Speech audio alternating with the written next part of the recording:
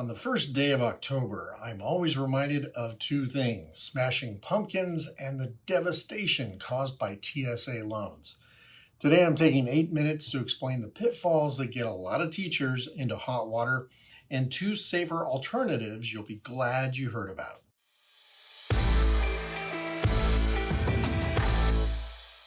Hi, I'm Bob Cheatham, the 403B coach. Since 2005, I've worked with teachers in over 70 districts, so I have a lot of experience with TSA loans.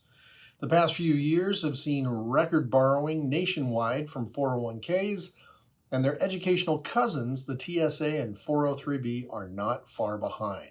Consumers are stressed, and if you're in a financial hole, you should know there are better ways than a TSA loan to climb your way out.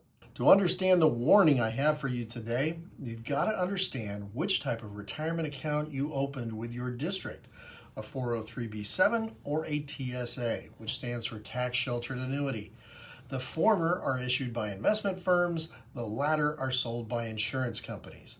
It's no wonder teachers think they're the same thing, but they aren't. Think of today's smartwatch versus an old wind-up Timex. Sure, they both tell time, and they both fit on your wrist, but they couldn't be more different in how they work.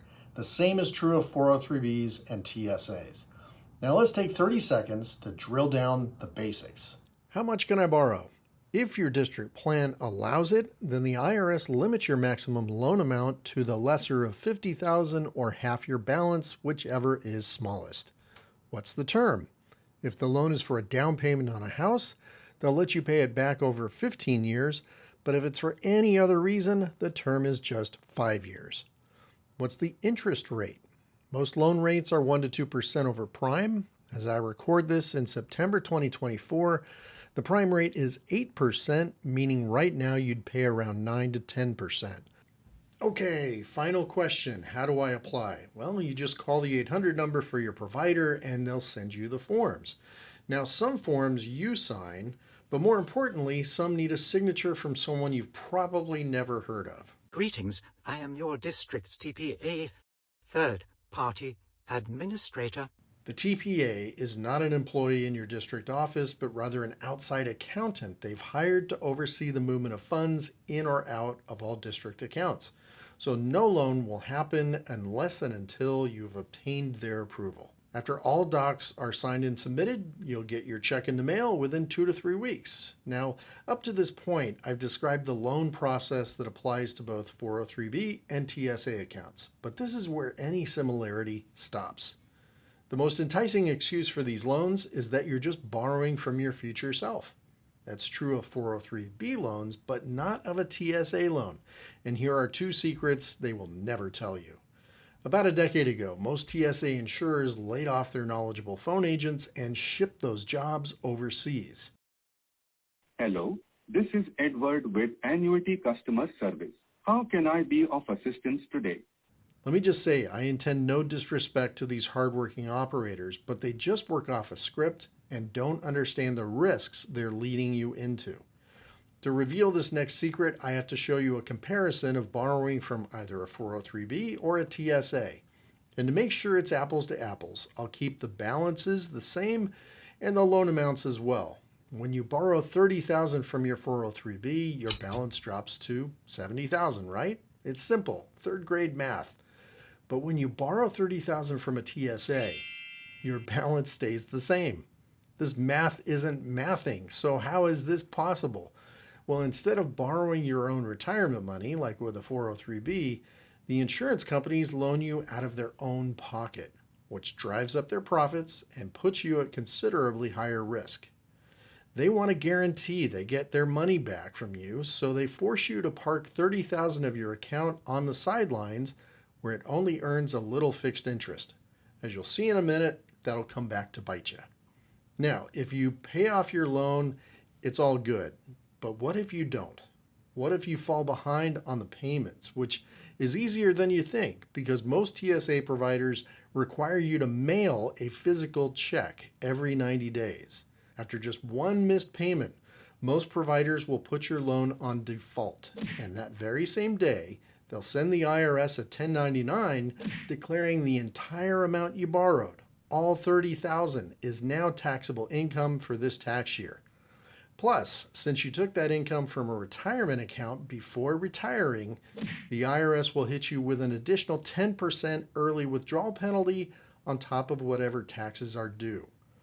Now, if you default on a loan from a 403b, yes, you'll have those tax penalties and you'll have $30,000 less to retire on, not to mention the growth you'll miss out on from that $30,000 not being invested for decades to come, but thankfully the pain ends there.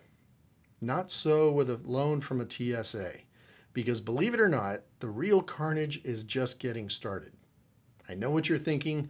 I don't enjoy this topic either, but I'm trying to save you from financial Armageddon.